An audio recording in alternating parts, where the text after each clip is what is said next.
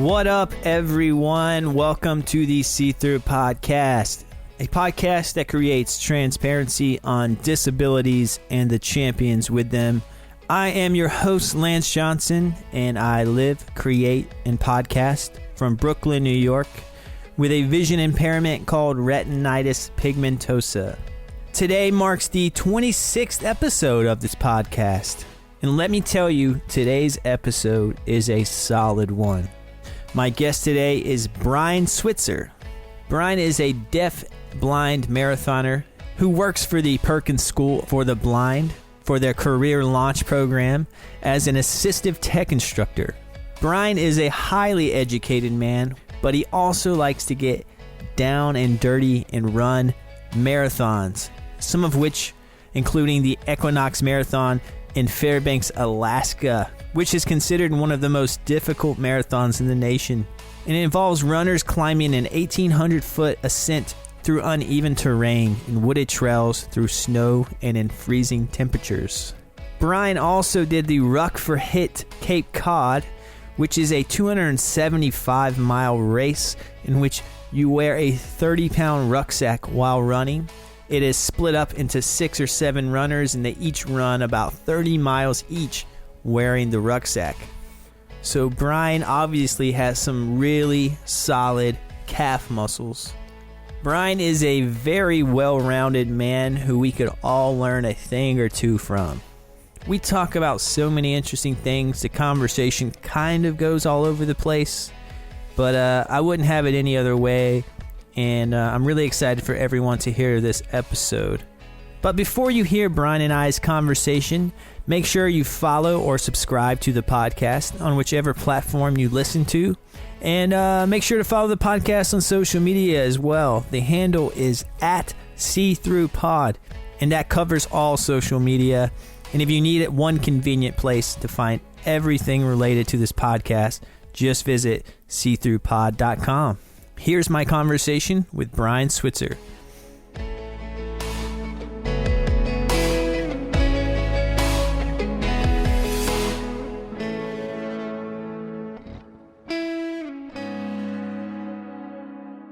Well, Brian, welcome to the See-Through Podcast. Thank you for having me on, Lance.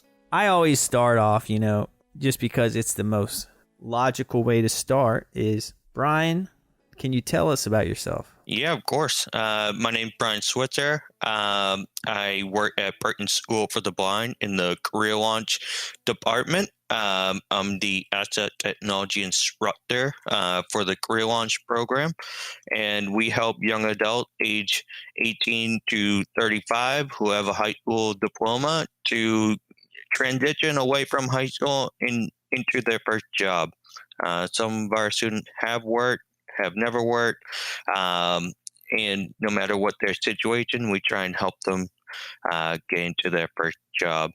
And I am a runner. I've run a few marathons, and I do a lot of things outside of my job at Perkins as well. Whenever I was first getting introduced to you and the Perkins School for the Blind, was kind of attached to your name, I didn't know. I've heard that before, but I don't really know what it is. So could you tell me what the Perkins School for the Blind is? That's a great question. It's the oldest school for the blind in the U.S. It's the first school to ever educate someone who's deaf-blind. Laura Bridgman was a former student at Perkins School for the Blind, as well as a few other famous students like Helen Keller and Ann Sullivan, Helen Keller's teacher. And so, Perkins works with students from the early intervention. So they have had students even before they were born who were diagnosed with blindness. And so the parent reached out to Perkins, and Perkins started working with them even before the child was born, all the way up to the end of the secondary program, age 22, the student at Perkins. And then we have our program, which goes up to age 35. And so we're at the oldest age bracket that Perkins serves. Our program is on transitioning students away from high school and into their first job. Our program was started by the current CEO, Dave Bauer at Perkins, because he was really interested in where do Perkins students go after they leave high school. We know that the college dropout rate is really high among the visually impaired. We know that the unemployment rate is really high among the visually impaired. So it started with a research project following people who are blind or visually impaired in what pathways they go after they leave high school. And Dave Power was really interested in how can we help them be successful, not just in the classroom and getting that high school diploma, but even beyond that. What comes next in someone's life. High school is not the end all be all. It's just a starting point for some people, or a midway point. So Perkins served a wide range of people with visual impairments, from infancy all the way to 35-year-olds. Okay, yeah, that's a very wide range of ages, but it seems like what you're working on with the career launch is kind of targeting high schoolers and their transition into college or college to employment.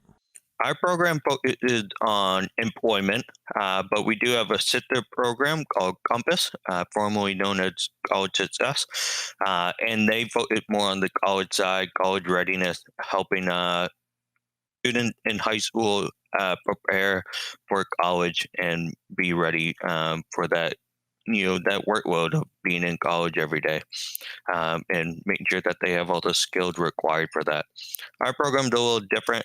We focus primarily on employment and helping people get jobs. We've had students who only have a high school diploma. We've had students with some college have a college diploma, and we've even had an MBA go through our program. Just to give you a picture of just how challenging it is when someone with a visual impairment applied for a job, even someone with a master's degree can face a lot of hurdles in getting employed. Okay, definitely believe you there. I do think there's a lot of hurdles, and this reminds me. I had a former guest on this podcast. His name's John Marin, and if you're listening and you haven't heard that episode, it's episode 20. But he works for a program here in New York City called the Career Discovery Project, where he helps get high schoolers internships, even in high school, and they're paid internships. And, one of the things we discussed was kind of how, visually impaired people or blind people are perceived by the sighted community, and they're kind of hesitant to think that they're fully capable to do certain tasks. Would you say that there's a perception issue when it comes to employers in hiring visually impaired people or disabled people? Of course.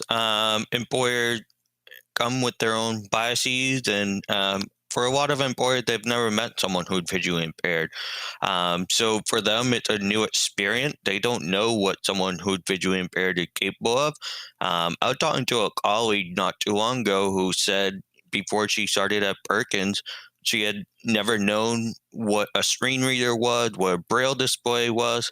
In the 21st century, we have all these great technologies that allow us to use a computer and do everything that everyone else is able to do. Send emails, work on an Excel spreadsheet.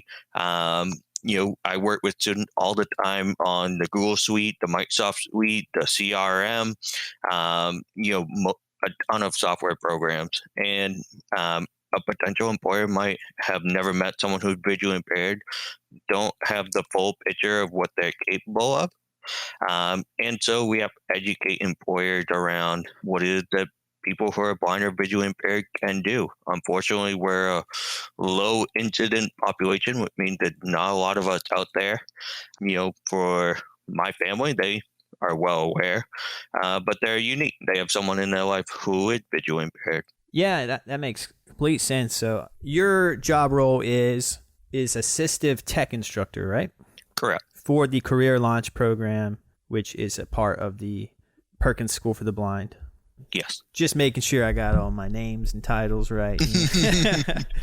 So as an assistive tech instructor, you're helping these visually impaired students kind of get set up with certain technologies that are going to allow them to be fully functional and basically employable. Is part of that struggle sounds like, just the teaching the students themselves, some people going in without much knowledge. For example, I don't know how to use any of that technology, I'm assuming. If I went to this school, you'd have to teach me, from step 1 to step million, I bet.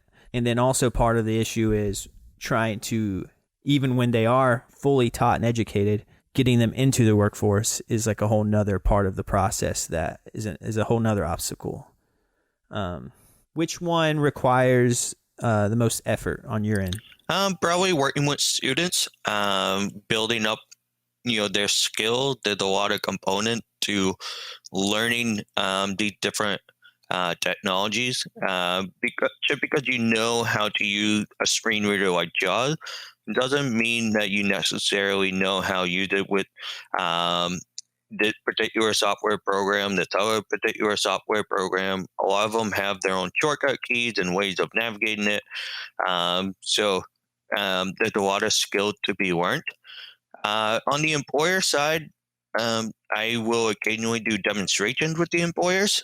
They're not super complex. They're, I'll show them the JAWS, the Zoom chat, different magnification program, different color contrast, and I'll just show them how someone who's visually impaired would be able to do the job. There's just a lot to know and a lot to teach a student, and that takes time and effort and, marking their progress and seeing where they are. Where, a 1 hour demonstration is definitely significantly easier. The good news is we have employer partners who work with Perkins, and so they're well aware, at least somewhat, about visual impairment, and we just bring them the extra step of, exactly how they would do the job. Okay. So there's kind of some education on both sides, but your job is mainly centered around teaching the students themselves the technology. Yes. Yeah, that's very interesting, man. That's very interesting. And you have an interesting education background. You have a master's degree, right, in public policy? Yeah. So after I graduated college, I taught high school math in 2 different school districts. And then I decided, as my vision lot progressed, I decided to go through a independent living program and get the skill that I needed. And immediately after, I went for a master's degree in public policy, focusing on disability policy. I was really interested in the issue around why the unemployment rate among the visually impaired was so high. Really, there's so many people who are capable of having a job who don't. And so that was a really interesting problem I want to focus on and learn about and see if there's any policies we can put in place moving forward that would help solve that problem. And there's certainly a lot that we could do if the willpower is there. We could definitely create new policy tomorrow that would help benefit the blind and visually impaired so that they could be successful in our society. One thing that I did learn is, it's very challenging. Our people aren't aware that blind people and visually impaired people can work, and we have a safety net program that's not that great, and people should assume that that safety net program is all that they need. But there's a ton of us out there who want to work. I know for me personally, I want to work. I thoroughly enjoy my job. It helped me get up in the morning. I like emailing students, talking to them, working with them, marking their progress, teaching them new skills. I had a student the other day who emailed their grandmother. That brings joy into my life. I couldn't imagine sitting at home all day collecting a paycheck from the government.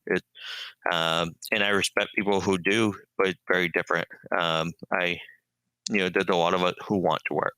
Oh, I completely agree. I think work is a good thing for someone's daily routine personally. Like I'm a freelancer, so I work in video production. I'm a video editor actually, because, I have retinitis pigmentosa. It affects my peripheral vision, but I still have some central vision, so I'm able to, work on my computer and do things such as, run this podcast. But, I have ups and downs as a freelancer. I might have, I've had some slow months, especially during the 2020, but, sometimes I'd go 2 months without any work. So, and that after a while, like the first, say you worked a good hard 3 months, you're like, all right, I'm kind of cool with this time off. I'm fine with this. But then the longer you go without work, the more you feel like pulling your hair out, and the days just blend and together, and you get really bored, and you kind of have this like almost like this internal struggle of like, who are you and what's my purpose, that kind of thing.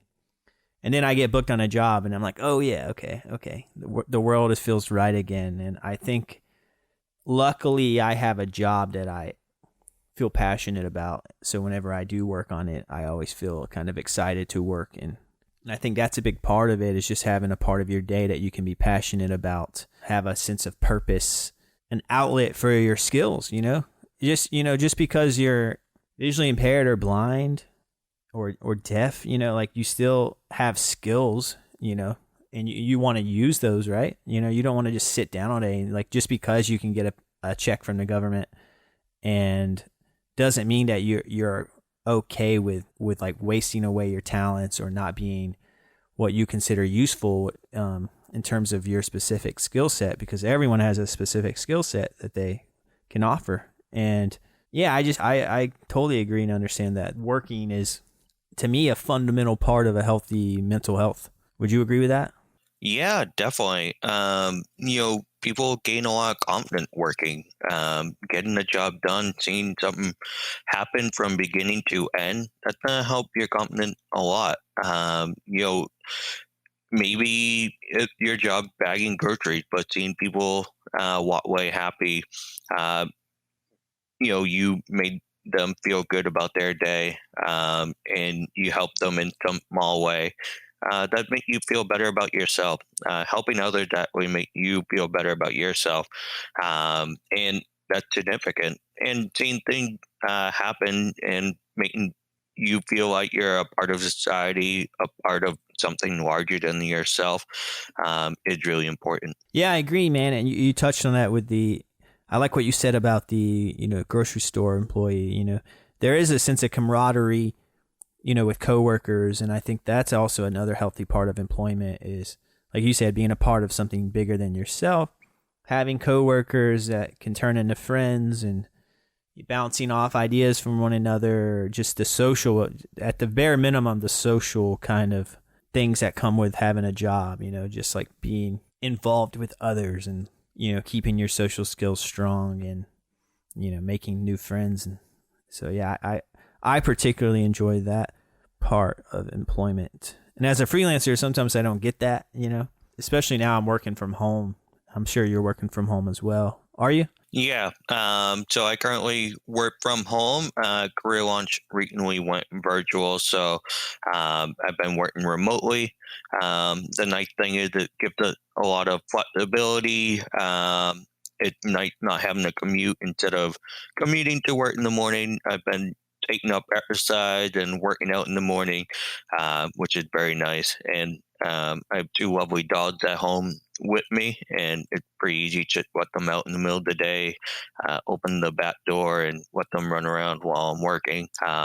So it's been really nice working from home, and I'm hoping with the new Zoom world that we're all living in, that'll carry on even after everything returns to normal.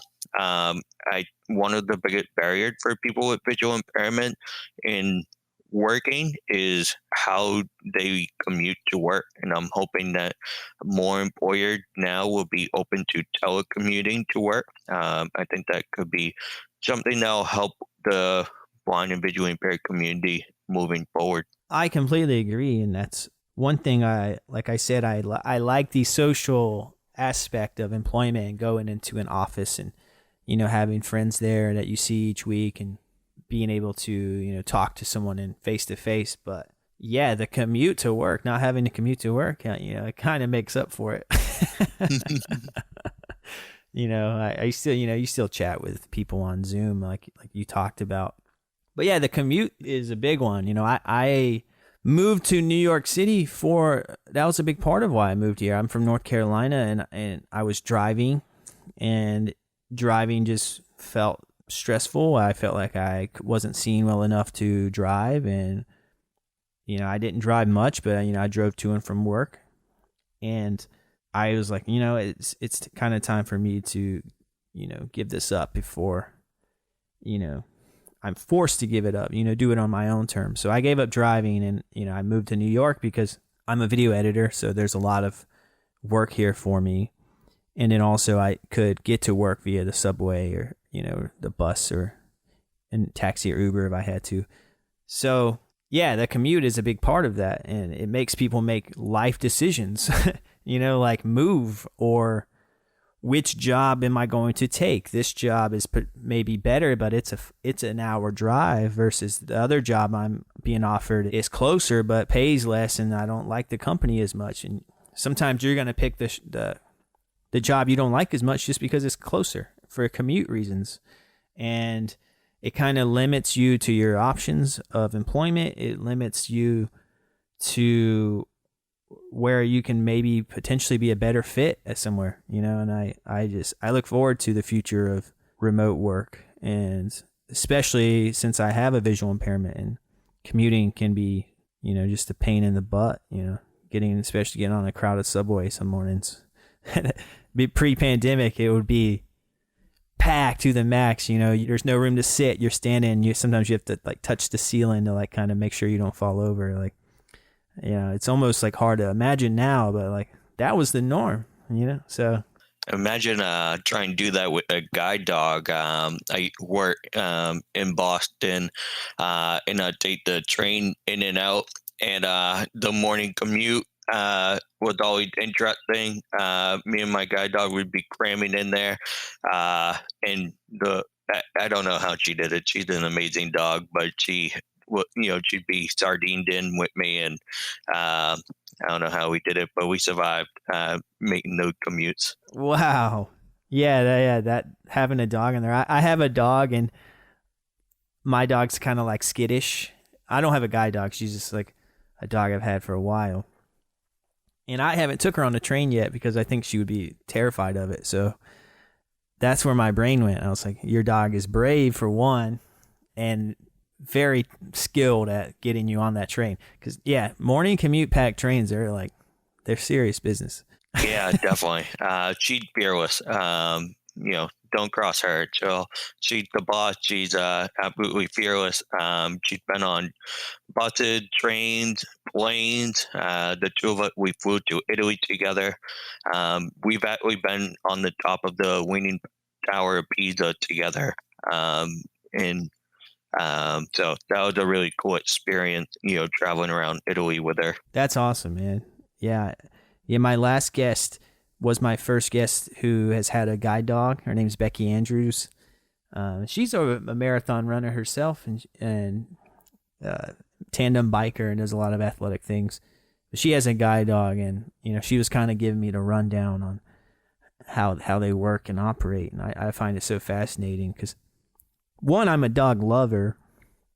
I've always had a dog growing up, family dogs, and now I have my own dog, and she's 7 years old. It's kind of hard for me to imagine a life where I don't have a dog.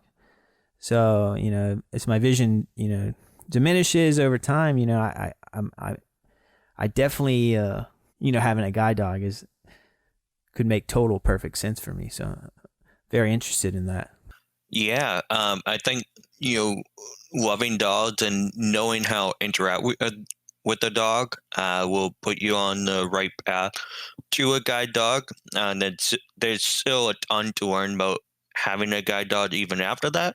But you know the basics already, feeding them, taking them out, use the bathroom, making sure that their needs are met. You're a step ahead of someone who's blind or visually impaired who'd never even owned a pet dog, who going for their first guide dog. I thoroughly enjoy having a guide dog, although, I do use my cane from time to time. It's just sometimes simpler just to pull out your cane to go next door, use the restroom, rather than putting the harness on the dog just to walk 5 feet. Um, and so, but I do love having a guide dog, very similar to you. I just love having a dog, and she brings a lot of comfort to me, especially in stressful situations. Occasionally as someone who's blind, you get lost, and it's kind of nice to have a comrade lost with you while you try and figure out where did we go wrong. Kind of nice to be not alone in those situations. So, yeah, you just said you get lost sometimes. What's the most lost you've ever been? That's a great question. I don't think I've ever been totally lost. I have really good backtracking skills, and so normally if I get lost, I'm able to retrace my steps and get back to where I was, and then from there I can either mentally in my head figure out where I went wrong, or I can ask someone, um, for a little bit of help. But I have really good backtracking skills that helped a lot. I did get off on the wrong train stop one time, and so one of the nice things about having a guide dog was someone came up to me and was like, "Oh, can I pet your guide dog?"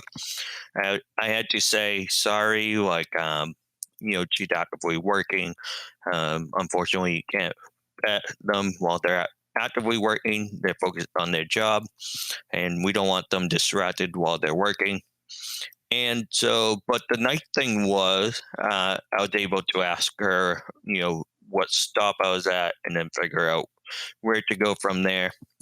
So, that's one of the nice things about having a guide dog. It's a real icebreaker between someone who's visually impaired and the sighted community. They feel more at ease coming up to you and talking to you, which is nice, especially if you're an extroverted, charismatic person, which I like to think I am. Although, yeah. So it's nice having a guide dog for those purposes. Okay. Yeah, I'm like somewhere in the middle. Like I lean more introverted, but I do like to talk to people. I mean, I guess I have to, right, to have a podcast. But I can be totally content staying in my room by myself for a few days at a time. So would you say that people are more open to talk to you when you have a guide dog with you versus you have your cane? I would say that there's a lot of dog lovers out there, and so they want to ask you questions about the dog. I think with the cane, people don't really know how to ask a question about the cane. I'm sure a lot of people are curious how a cane works. You move it in such an interesting fashion, and I'm sure people are very baffled by how blind or visually impaired people are able to travel using it. But I'm sure it's hard to broach a question with how do you use that thing. Whereas with the dog, people, they feel more at ease at questions about the dog. Intrigued. She'll stare people down. She'll smile at people. She'll draw them in with her looks. So that is a big difference. Okay. All right. Yeah, that's good to know. Yeah, I just bought my first cane, and I plan to start getting some O&M training sometime this year and begin that process. So wish me luck. You'll do great. There is a science to it, but the important thing, trust the cane. If you feel a wall, it's probably a wall. You'll figure it out. I believe in you. Thanks, Brian. That's a good. I should put that on a shirt. If you think it's a wall, it's probably a wall. I like that. But all right. So yeah, you've been doing this a while. We haven't even really talked about that much, but You have Usher syndrome type 2. Correct. So I have Usher syndrome type 2A. I was originally diagnosed with 2C, then 2B, then 2A. Over the years, now they do genetic testing, which wasn't really around when I was a kid. So now they can confirm, definitely Usher 2A. For people who don't know, Usher syndrome, you have combined vision and hearing loss. Both things are progressive. The vision loss is known as retinitis pigmentosa, RP. And you also have hearing loss. Some people are profoundly deaf. Some people have severe, mild, moderate, the whole spectrum of hearing loss. And so I was diagnosed with hearing loss at age 2, vision loss at age 4, and then we got the formal diagnosis at age 11, and my parents talked to me about having Usher syndrome. And then I got the genetic testing that further confirmed it at age 18.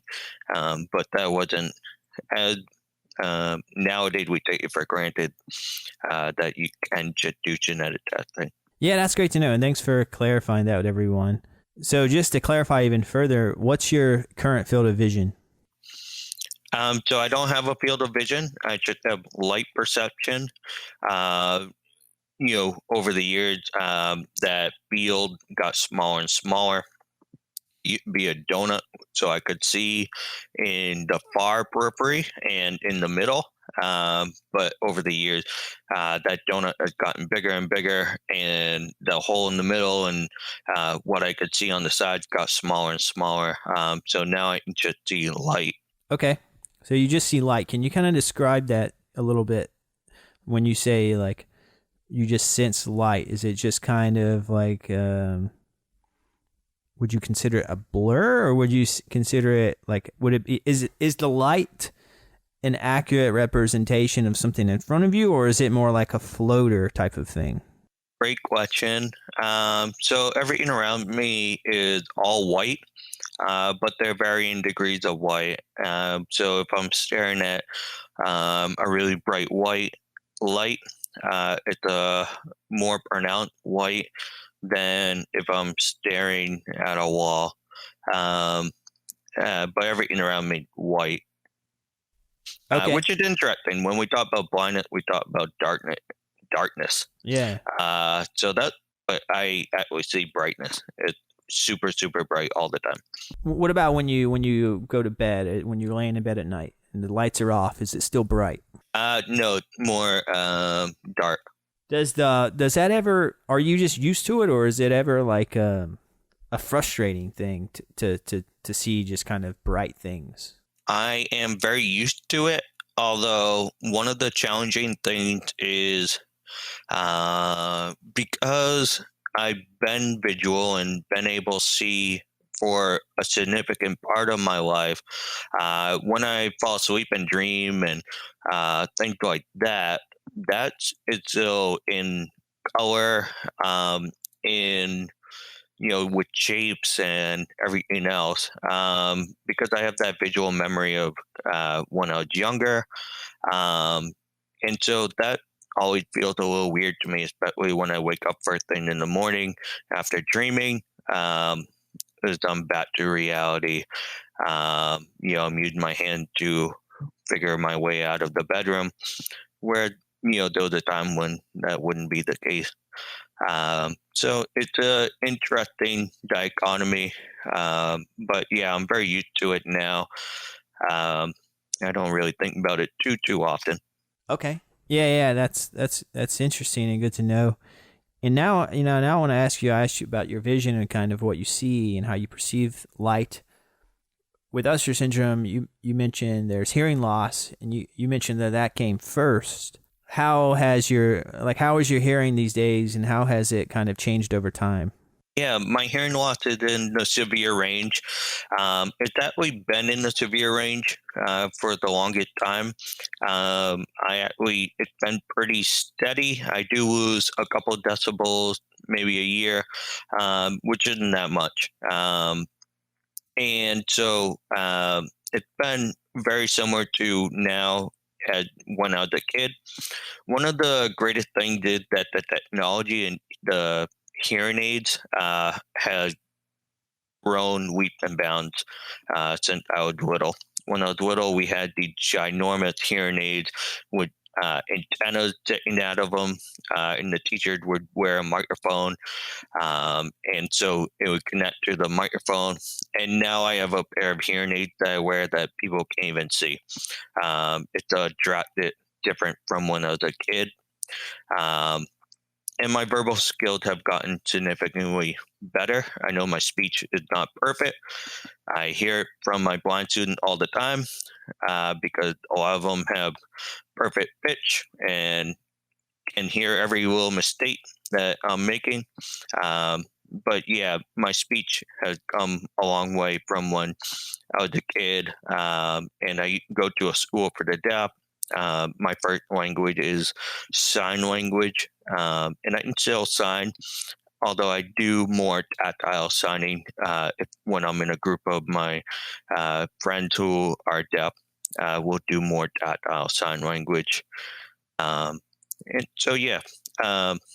Yeah. So, I find Usher syndrome, fascinating because, like I said earlier, I have retinitis pigmentosa, which is the vision aspect of Usher syndrome, and then you pair it with the hearing loss, which adds a whole nother dimension to things. Yeah, I just find that very interesting. But I'm glad to hear that technology is improving. When you were describing your younger classroom days it made me picture those, like, kind of how the progression of cell phones has happened, with the giant cell phones that, like the 80s, you pull out the big brick of a phone, and then now, you have such tiny pocket-sized devices. So, the advancement of tech is just like, it's beyond, being helpful to post, an Instagram photo, it can be useful for a lot better things. So that's cool. So you have hearing aids. I do, yeah. I wear a pair of them. I have one in each ear. And then, currently I'm speaking with you. I'm wearing a headset, and the headset has amplification, so I can turn up your volume a little bit higher than just the regular computer volume, and that helps as well. Okay, so say I put those headphones on, and would it be too loud for me? Yeah. Does that damage your ears even further, or is that even possible? No, I mean, everyone should be careful. There is a rising number of people suffering from hearing loss because of headphones and earbuds. They tend to put the volume up too high. The rule of thumb is that you should turn the volume to the lowest point where you can still hear it. Unfortunately, a lot of people are turning it way up. My hearing aid, the volume is controlled by the audiologist, who has a picture of my audiogram and is adjusting the volume accordingly. So it shouldn't be damaging my ears. But yeah, people should definitely be careful when it comes to headphones and earbuds. Hearing loss is on the rise, especially among younger people. I'm definitely, I had to admit, I'm one of those people who, I'll be on the subway or listening to music while I work on my computer, and I have it blasting, and my friends or wife around me, they can hear the song, like, oh, you're listening to blank blank blank, and I'm like, you can hear it? They're like, yeah, it's really loud, so. Yeah, I mean, I enjoy playing music through my hearing aids. The really cool thing is the hearing aids nowadays are Bluetooth, so I can play music from my iPhone into my hearing aids, and it's really cool. But yeah, definitely be careful. Yeah, I had a past guest. His name is Pete Dinkelson, and he's a guitar player, and he was born with golden heart syndrome, so he was born without one of his ears. and he has a what's called a cochlear ear implant. I think is what it's called. Yes. And it's inside of his head. And he was telling me that he can it's Bluetooth as well, so he can stream to it inside of his head, and then no one can hear it but him. I'm just like, that's just cool. But I told him, because he had it when he was in school. I was like, I would be too tempted to cheat. Like I would cheat on my tests. I would record all the answers and have them just play on loop. I don't know. Maybe that tells you a little bit of something about me. If that's my first thought is. Yeah, I like to listen to a podcast through my phone, and it annoys my wife because sometimes she'll be trying to talk to me and I'm not paying attention. Yeah, that's when you just nod your head, And every now and then you say, "Yep, yeah, yeah, I heard you, yeah, I agree." That's nice. No, I'm just joking, but my wife probably thinks I'm not joking because I do that sometimes. I have like an ADD, and I can easily get lost in my head.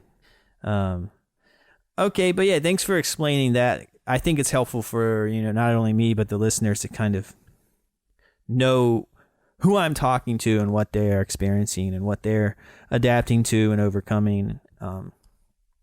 And you mentioned you were diagnosed at an early age. You said 11, right? Yes. But you were experiencing symptoms before that with both vision loss and hearing loss. So the thing about you that's different to someone who is born blind is that you kind of experience a decline over time, and I'm sure that decline has shaped your direction. In terms of, like you mentioned earlier, you were a high school teacher. You went to school, and then you became a teacher. And then you kind of had to leave that position because your vision loss kind of became a little more dramatic, and you couldn't do your job. Can you talk about that? Yeah, of course. So I faced a lot of challenges in the workplace. If I wanted to go back, and I could probably do that job now with the training I received. At the time, I didn't really know how a screen reader worked. I didn't really know how to navigate around with a cane. And I do now. If I wanted to go back and do that job again, I could definitely do it and be successful. It's very similar to my current role. I should teach assistive technology instead of mathematics. But I still work with that same age group. I sometimes work in the high school, and I work with young adults who graduated from high school, and so I could definitely do that job now if I want to go back. But certainly, I probably would have stayed in that job forever and ever if it weren't for my progressive vision loss. I really enjoyed that job. I really enjoy mathematics. I come from a family who all do really well with math. It comes naturally to us. And sharing that and helping other people understand math is a lot of fun. But I get the same joy out of teaching people how to use assistive technology.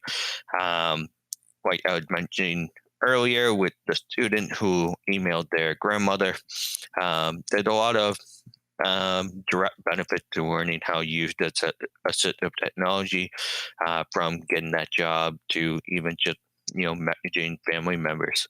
Yeah, when you said I enjoy mathematics, I'm the complete opposite of that. I was never good at math.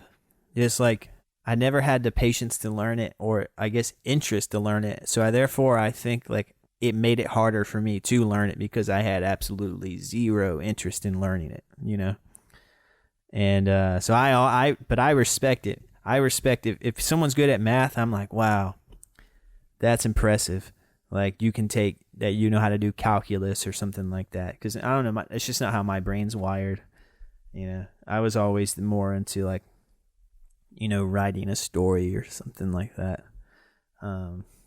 But so you studied math in college, or I know I don't want to give away too much because I do want to go back a little bit before this, but you were teaching math in high school and it sounded like you enjoyed it, but due to your vision, you kind of had to pursue other career opportunities. And now you're teaching again, which is awesome. It sounds like teaching and helping others is a big part of who you are and kind of what drives you, which I think says a lot about your character. I think it means you're a very kind and giving person. And I'm getting that vibe, just from talking to you. We've only been talking for, 48 minutes or so, but, I'm getting that energy. But going backwards before that, I want to talk to you about, I read that you majored in philosophy as well, right? Yeah, I studied philosophy and economics and minored in German through college. Um, yeah, philosophy had a lot of the same logical thinking that math requires, and we took a lot of logic classes, and even in my master's program, I took advanced logic. So they're very similar. Building arguments is very similar to higher level mathematics, where you're building argument and doing proofs and theorems. They're very similar. Just one had uses a more common language. Philosophy uses the language of everyone in order to build those arguments. There's also continental philosophy within philosophy. The two branches, analytical and continental. Analytical is probably closer to what mathematics is, where continental is closer to, kind of what most people think philosophy is, which is, the ancient Greeks thinking, and Plato and Socrates and Aristotle. But yeah, in college, I also studied ancient Greek. I really wanted to get more into philosophy. And part of my public policy program was based in philosophy. So, there's a lot of overlap. For most people, it seems like I go in circles a lot when it comes to school and studying, and but I really enjoy learning, and I am able to see a lot of overlap between so many different things. If I had enough time, I'd study everything. Unfortunately, my wife says I should probably eventually get out of school. I'm currently finishing up a second master's in education. So I've definitely been in school for a while. And so, yeah. Yeah, it sounds like you just like to kind of absorb and learn new things and keep growing. I think that's a good quality, But yeah, maybe your wife's right. You got to get rid of that student debt. Yeah, definitely. And we have a baby on the way. So oh wow, priorities are definitely shifting. I should probably focus a little more on the next generation and making sure that congrats, man. Thank you. We're expecting in June, and so we're very excited. It's our first one, and so I know there's a lot of parents who are blind and visually impaired out there who have done it, raised children. So I'm interested in taking the adventure on and seeing what it's like. Okay, yeah, I know what you're saying. People without visual impairments or disabilities, they haven't probably had to think about parenting as in the way that I think people with disabilities have to think about becoming a parent. We know in our minds that we're going to have to do things differently. And sometimes it's scary because, like, for me, I don't quite know I don't know what my vision's going to be like in the future.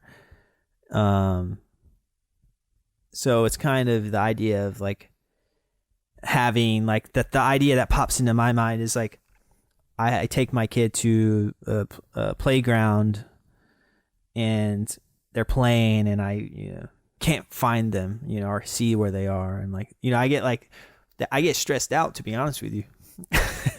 Like, if I'm just being honest, I get stressed out about it. Like, I want kids, but I do get worried about it. So I'm trying to take some proactive measures, like the O&M training and all that, and just kind of learn ways to do it, because I'm sure there's ways to do it, but man, does it stress me out. Yeah, I mean, there've been blind parents doing it for forever, and there's definitely a lot of strategy people have come up with to help with that. I used to babysit my niece when she was really little. She was 1 year, 2 years old, and people would ask me, "How do you keep track of her?" And the truth is, we'd play hide and seek, and she'd tell me exactly where she was. She'd go, "Uncle Brian, over here, over here." And so I never really was that concerned about where she was or what she was doing. Keeping your ears open, waiting for her is important. But look, they're not very deceptive as they think they are when they're trying Well, to that's hide. good to know, man. And I'm excited for you. When is your baby due? In June, toward the end of June. We're very excited. We don't know the gender yet. We're keeping it a surprise. Oh, old school. Yeah, definitely. We want to wait and see, and have a little bit of mystery and surprise. Do you have a guess? Do you have a feeling of what gender?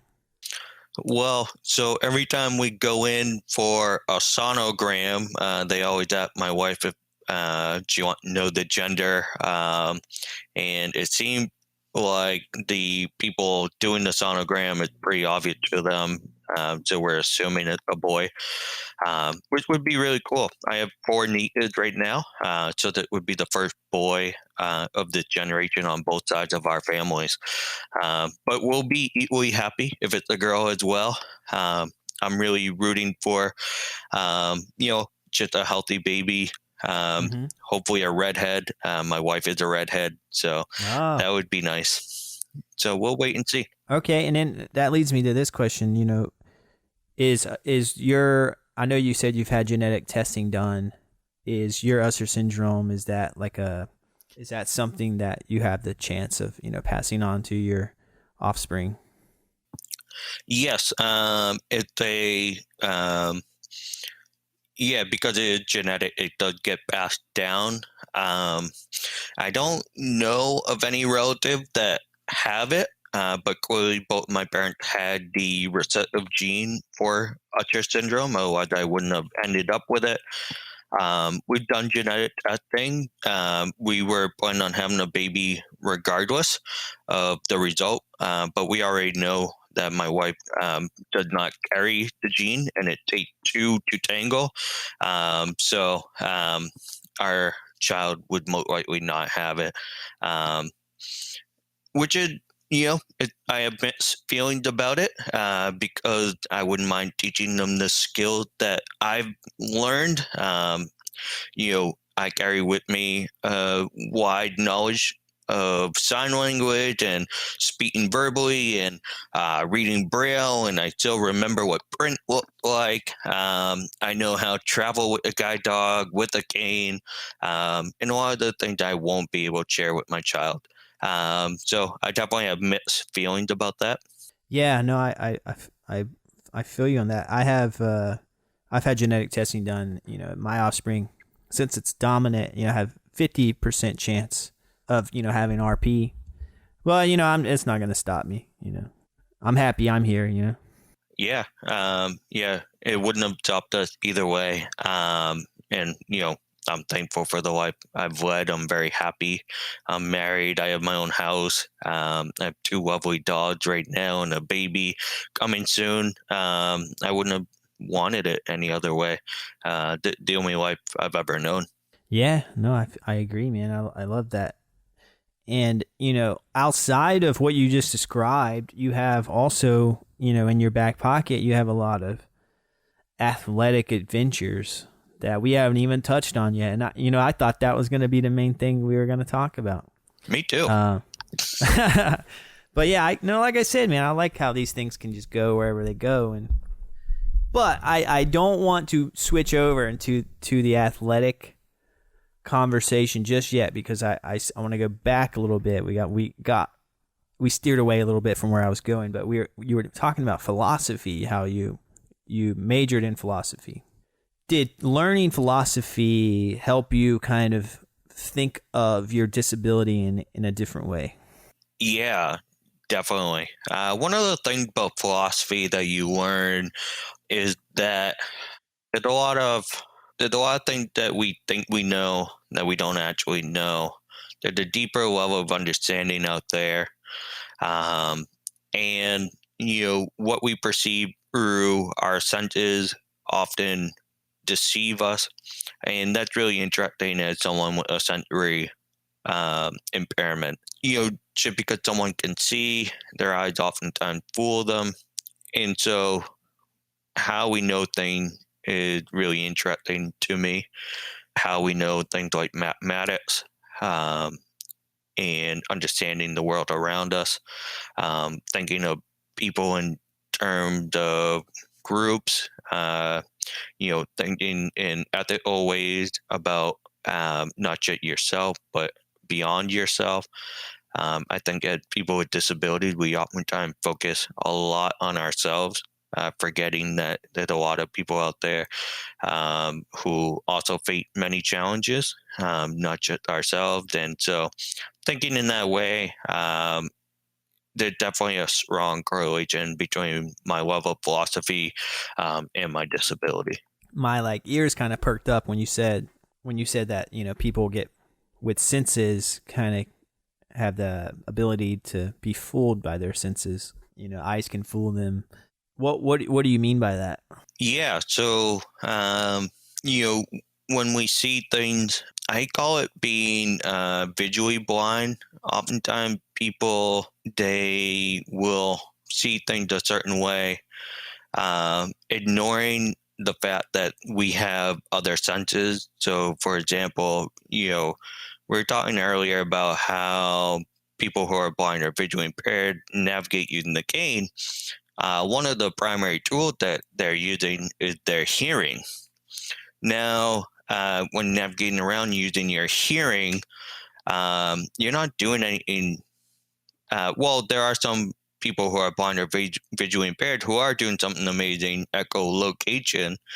But, the way I navigate and the way I listen for things in my environment, I could put a blindfold on someone who typically sighted and show them how to do that. With a little bit of training, they'd be able to do it. The issue is that people who are typically sighted are so dependent on their vision that they sometimes forget that they have other tools in the toolbox. You can use your hearing to navigate your environment. It takes a little bit of training and a little bit of relearning how to do things, but you can get there. That's awesome, man. And I've just never heard. I guess I've just never heard that. I've thought it, but I've never heard it. Someone say it that because for me, for example, I still have central vision. So the idea of having no vision, I'll be honest with you, is terrifying to me. I'm just being honest here. I'm not trying to sugarcoat it. It's scary. I work, my career is visually based. I used to be behind a camera. I used to be a videographer and photographer, and I've done that professionally. And I consider myself to kind of have a creative and photographic eye for things. So that the idea of not being able to see is kind of like a worst case scenario for my interest in, creative arts and visual arts type of thing. But that being said, now that I've been doing podcasting, and getting more into the audio world, that isn't as scary anymore, And it's kind of like the more I learn, there's other things, just kind of like you said, the more you learn that you can hear, use your other senses.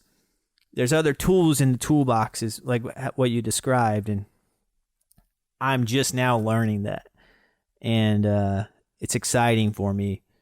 And I think, if anyone out there is visually impaired or going and visually impaired, kind of similar situation to me, that's comforting to hear or interesting to hear that, it's not like the end all be all, And so, thanks for sharing that perspective. That's very interesting. Yeah, of course. I've been there. Actually living with blind is very different than what I would have imagined back when, the teenager and first try and wrap my head around it. Things have turned out significantly better than I would have imagined. My parents, I don't think, would have thought someone who would blind or visually impaired could work. And I'm working and married and have a house and all the great things that anyone would want for their life. A visual impairment doesn't have to get in the way of that. Well, you heard it there, everyone. Straight from Brian. But Brian, man, you I think that's a good segue, because you're talking about using senses, and we were talking earlier about you have an athletic background that we haven't even touched on yet. So I think maybe share a little bit about your experience there. I know you ran a bunch of marathons. You consider yourself a runner. I have a few things I want to talk about to you, because I'm just very interested in, just personally, the ruck challenge you did, and also let's just start with that. I don't want to throw too much on your plate there, but maybe give everyone a little background of your athletic adventures. Yeah, I love running. I've been running for quite a number of years now.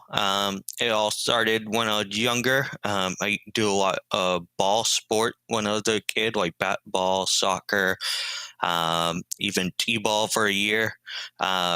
But over the years, those got more and more challenging. It was harder to track the ball, see the ball. So as I entered high school, I got into running because it was still a sport I could do and do really well.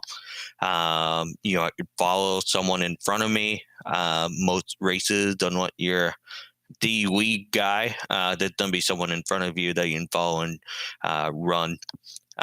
So I got into running, and then my vision lot progressed more and more. And so I stopped running, but then a friend of mine asked me if I'd run to raise money for two little girls with Usher syndrome. The idea was to raise money so that they could go to Paris, which they've always wanted to go, and go while they could still see the sights, see the Eiffel Tower, have a bite of ice cream or gelato. And so we did the New York City half marathon together. We decided that he would pull me along using a piece of rope, and so we did it together. And so after that, we decided run more often together. We decided to step it up a notch. Half marathon wasn't enough. We decided to go for a full marathon. And so we signed up to do the Equinox Marathon. A person from the Usher Syndrome Coalition approached me and asked me if I'd be interested in running the full marathon in Alaska, in Fairbanks, Alaska.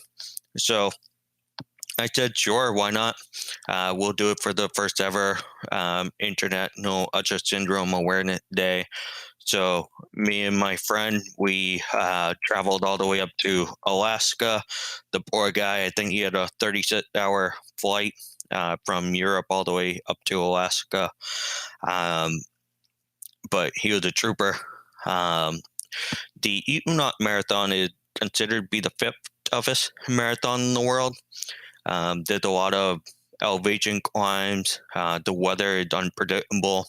In fact, as we climbed up Esther Dome, which is the kind of the large mountain It actually started snowing on us. The further we went up the mountain, posed a lot of challenges, especially with my hearing aids. I end up having to take them out in order to protect them because they're not waterproof. My guide actually ended up suffering from a little bit of altitude sickness. So it sounds like you said this is your first marathon. You're in Alaska. Mm-hmm. It's cold, and you're going up a mountain. Yeah, it was a little bit crazy. We probably should have started out on an easier marathon. That's awesome, though, man. I have this like epic imagery in my mind of you doing this. But yeah. Sorry, I just wanted, for those listening, like, it's called the Equinox Marathon, and you said Fairbanks, Alaska, and you have a guide with you, essentially, and you're connected to him via a rope. How long is this rope, and where is it connected to? We're both holding two ends of it. It's not that long. It would probably maybe a foot and a half long. We more or less run next to each other, and he'll tell me, we're turning left, turning right, high knees, especially when we're running in the middle of Alaska. There's a ton of rot and roots. That was probably the hardest part. The ground wasn't very level.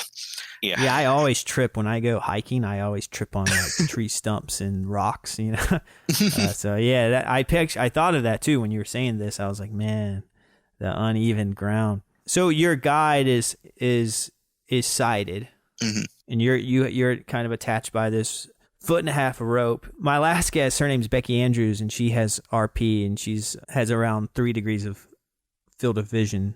And she runs a lot of marathons. And she has this phrase I think you'll enjoy. She says, "Has tether, will run." And, she was talking about how when she started running with her husband and just a bungee cord, just wrapped a bungee cord around, his arm.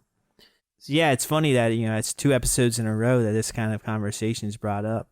But, yeah, let's get back to Alaska. Let's maybe cue up some really dramatic, like epic battle music, and hear you describe this race. Yeah, it was a really tough race. We tripped near the beginning over a route.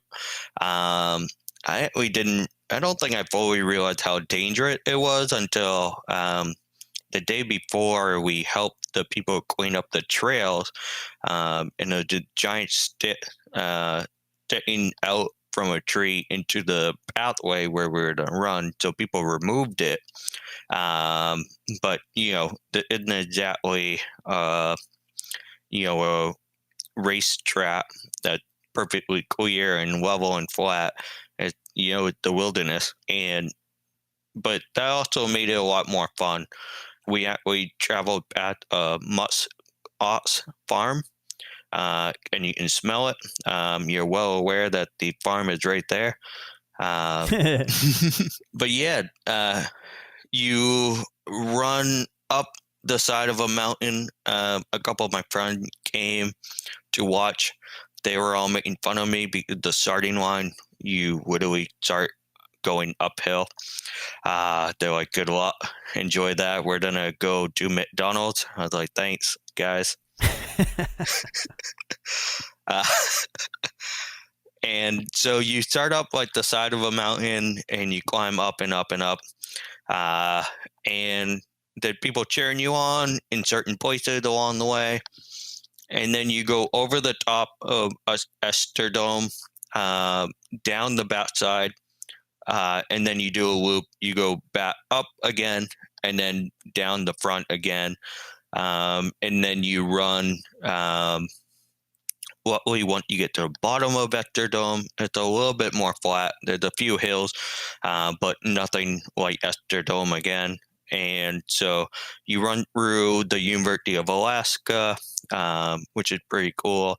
And then you end up at the finish line, exhausted, all wet. Yeah, the finish line is probably the best part of all. Oh, I bet, man. And what was the temperatures like? It was in the 20, low 30s. In Boston that day, it was about 90. We were in a little bit of a hot spell. So, going from 90-degree weather to jumping off the plane to 32-degree weather was a bit shocking. Yeah, that's brutal. Yeah, that's brutal, man. But you know what? It's good to get a break from that heat, though. Definitely. You don't want it to be too hot when you're running. You get hot enough when you're running. I mean, that's awesome, man. And that's the Equinox Marathon. Do you think you'll ever run that one again? Yes. If the world opens up soon, my guide and we'd like to go back and this time do the ultra. They have a 40-mile ultra marathon. We would love to do that if we ever get the chance to, and think we're able to fly across international lines. Obviously it wouldn't be until I would love to do it with him. Since we did it together the first time, we just need the border to open up and then hopefully we can plan it. Should be soon. I'm hoping, fingers crossed. And that leads me to something you recently did that involves you carrying a 30-pound rucksack. It's a ruck challenge. It's called the Ruck for HIT. What is that? Yeah, Ruck for HIT. HIT stand for Heroes in Transition. So it's a charity event for a nonprofit called Heroes in Transition. What they do is they help veterans who return from active combat to helping them reintegrate back into civilian life.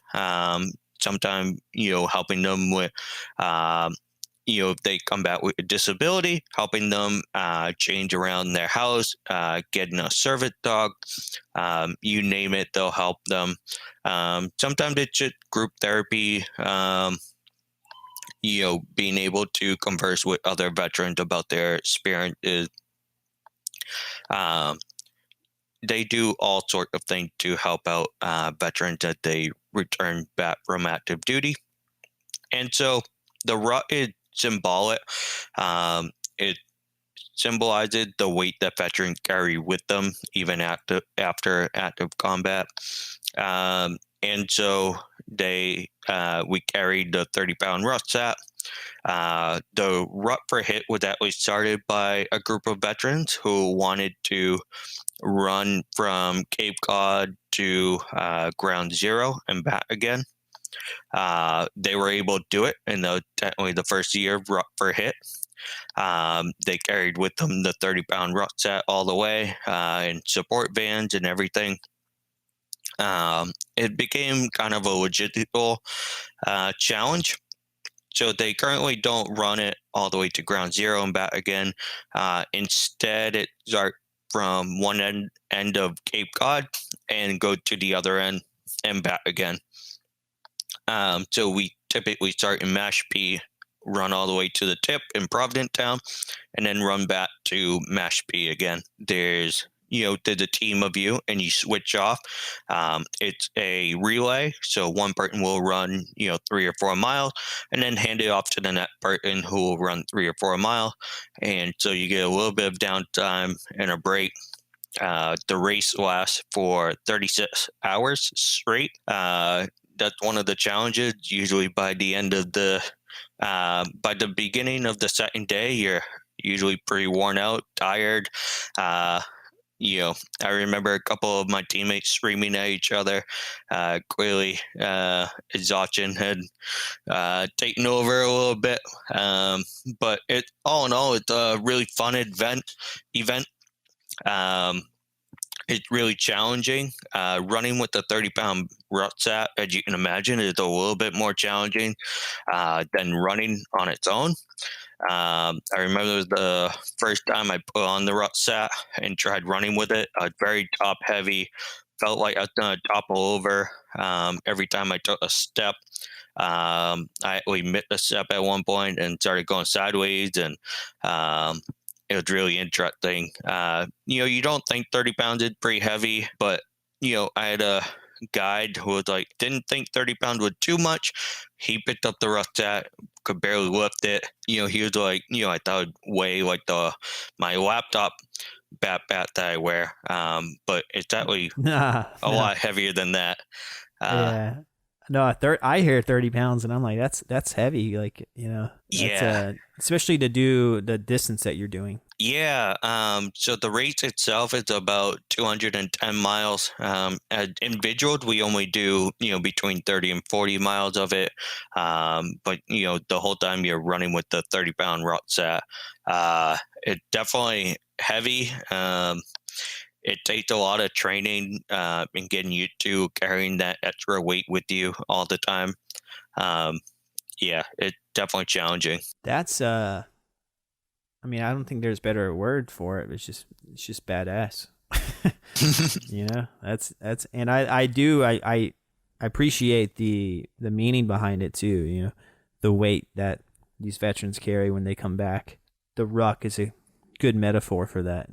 But yeah, so you said you did about 30 to 40 miles? Yeah. And it's broken up, right? Like it's not consistent. No, you do, 3 or 4 miles here and there. It's all over 36 hours.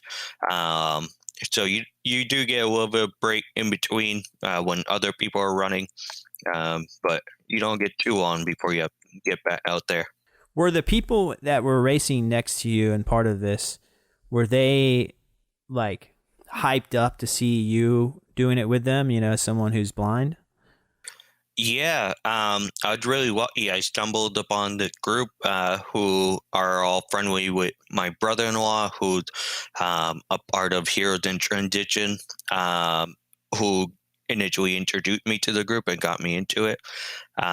They're a great group of people who made me feel comfortable. As you can imagine, you're spending 36 hours together in a van in very tight quarters, and they never made me feel any different. They rooted me on. It was really cool. The first year we did it, we ran to the finish line, and they let me cross first, which was really cool. As far as I know, that no one else with a disability doing this race. I would love for in the future to see more people with disability doing the particular race. There's no reason why they can't also participate.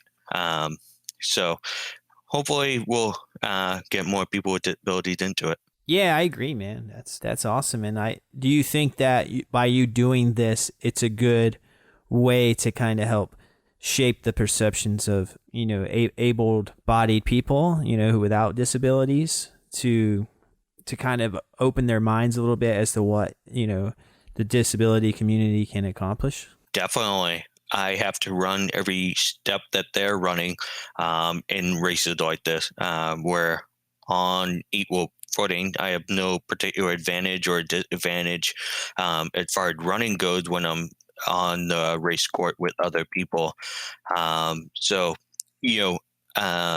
I definitely think it does change perceptions and change people's minds about what someone with disability is capable of. If you recall, a couple of years ago at the Rio Paralympics, the top 4 runners in the visually impaired division for the 1,000 for the 1,500 meter, they all finished ahead of the gold medalist Olympian. Obviously days are different, conditions can be different. When it comes to running, oftentimes the top runner is only pushing themselves as hard as the next runner behind them.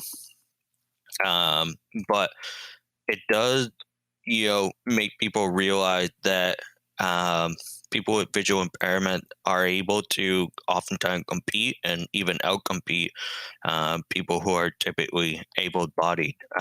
Those 4 Paralympians who would have finished ahead of the gold medalist probably could have given that person a run for their money. Oh, definitely. Yeah, I've had a former guest. His name's Lex Gillette, and he's a blind a Paralympic long jumper, and he holds the world record for blind long jump. And hearing his perspective is just very cool about how he trains. And that's I agree, man. I agree. I think what I love about doing this podcast is and why I started it is hearing about adaptability. That's like my biggest interest. It's just how people adapt, because I have to adapt, and I'm going to have to adapt even more as time goes on. So why not hear from the pros, the pros of adaptability? And I think the disability community just constantly blows my mind and how they adapt to things and overcome things. I can't think of a more resilient community than the disability community. So, and I think you're a great example of that, doing these marathons, these ruck challenges, these relays. And so I respect you for it. Just do a virtual handshake, a virtual shaking of your hand, is what I would do right now. I'm shaking you back virtually. Awesome. And, I think, we mentioned all of this these accomplishments and cool things you've done, but I'd hate to miss out probably the most important one. And that would be you recently learning to salsa dance with your wife. Yeah. There's a group of us here in Boston. There's a nonprofit called Silent Rhythms, where they help people of all kinds of disability, but particularly people with hearing loss and deafness, learn how to dance. The teacher, Carrie Thompson, is a deafblind teacher herself, and it's a lot of fun. So in the summer, my wife and I, we do it in the winter as well, but in the summer it's a little more fun because we get outside, and they have they play live music, and you dance around, and it's really cool. I just enjoy dancing, and it's a fun activity that we get to do and go out and have a little bit of fun. That's awesome, man. And I like the name of that too. What was it called again? Silent Rhythms. Yeah. Right on, man. Yeah, it sounds like you have a very full life and you do a variety of things. You keep busy, and then you get a lot out of personal accomplishments, but you also get a lot out of helping others by being a teacher and educator. So yeah, you keep doing your thing, Brian. Thank you. To hype you up even more, you even co-wrote a book, right?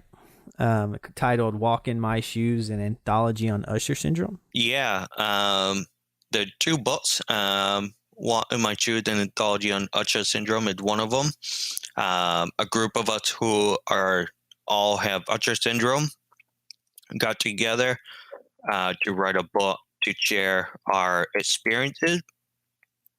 There's a lot of literature out there on Usher syndrome from the doctor's perspective, which is really important. Medical research is great and everything, but you very rarely hear the perspective of someone who actually lived with Usher syndrome. So that's what the book does. It brings in our experiences, what it's like, what kind of life we lead, things of that. The second book is Walking My Paws, an anthology on working dogs. And so in that book, I talk about my guide dog Intrigue and all the great things that she does for me and how we work together. But it also has stories from other kinds of service dogs. So, for instance, there's a story about someone with a hearing dog, someone with a seizure dog. You name it, there's probably a working dog mentioned of that kind in the book.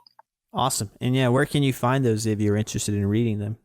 They're available from Amazon or the National Library Service. If you need an accessible version, you can find them in those two places. Awesome. And,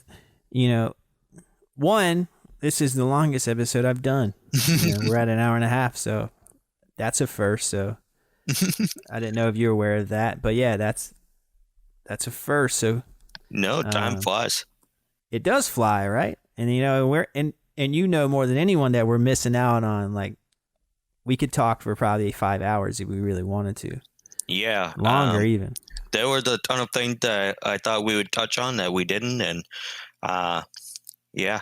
we could have kept on going.